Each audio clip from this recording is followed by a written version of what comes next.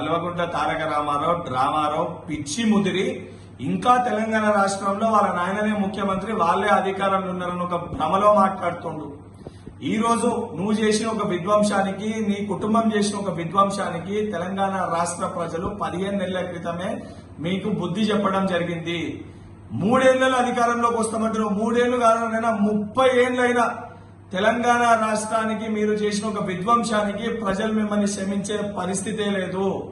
నీకు కవితకి హరీష్ రావుకి మధ్యలో ఉన్న ఒక అంతర్గత పోరుకి అసత్య ప్రచారాలు హైదరాబాద్ సెంట్రల్ యూనివర్సిటీ గురించి చేసి రాజకీయ లబ్ధి పొందే ప్రయత్నం నువ్వు చేస్తున్నావు.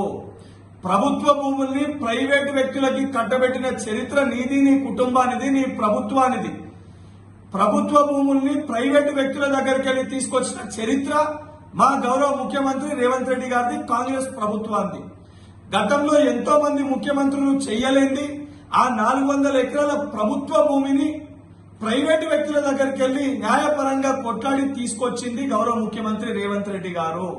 దాన్ని జీర్ణించుకోలేక, తట్టుకోలేక నీ పార్టీలో ఉన్న ఒక మంత్రివర్గంలో ఉన్న కొంతమంది మంత్రులు ఆనాటి మంత్రుల భూములు కూడా గుంజేసుకుంటున్న ఒక భయంతో, నీ కడుపు నిండలేని ఒక కడుపు మంటతోటి నోటికొచ్చినట్టు మాట్లాడుతున్నావు. అటవీ భూములని గుంజుకున్న చరిత్ర మీది. కాళేశ్వర ప్రాజెక్టు నిర్మాణం కోసము 7,829 ఎకరాల్ని తీసుకుంది మీరు.